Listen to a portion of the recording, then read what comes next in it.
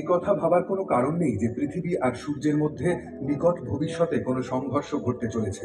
পৃথিবীর কক্ষপথ বেশ স্থিতিশীল এবং তা স্থিতিশীল থাকবে আরো বেশ কয়েক কোটি বছর। পৃথিবীর বুকে শত কোটি প্রাণ স্পন্দিত হয় সূর্যের গভীরে অবিরাম সংঘাতের কারণে। আমাদের সূর্য একটি নক্ষত্র, রাতের আকাশে অসংখ্য নক্ষত্রের একটি।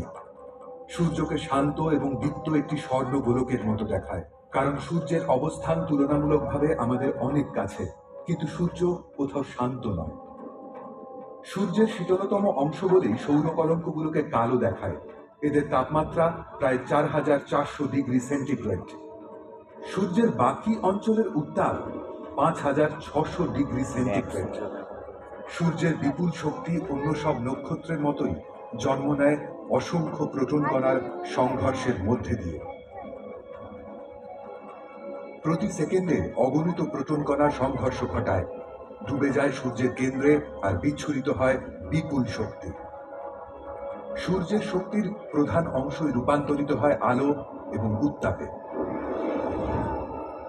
কিছু প্রবাহমান শক্তি সূর্যপৃষ্ঠ থেকে সৌর বাতাস হয়ে বয়ে যায় সৌরমণ্ডলের মধ্যে দিয়ে, ঘন্টায় প্রায় 10 লক্ষ মাইল গতিতে,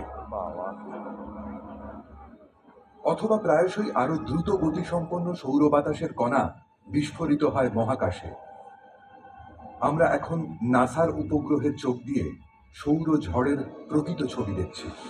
এরা কিন্তু একেবারেই শান্ত নয়। আমাদের কৃত্রিম উপগ্রহের ক্যামেরাকে অকেজো করে দিয়েছিল এই সৌর ঝড়।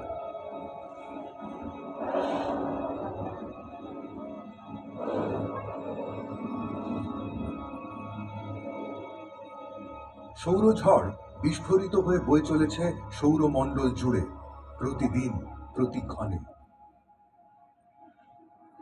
এই ঝড়ের প্রভাবে পৃথিবীর বায়ুমণ্ডলের উপরিস্তরের একটা বড় অংশ লুপ্ত হতে পারে, বিলুপ্ত হতে পারে প্রভূত পরিমাণ।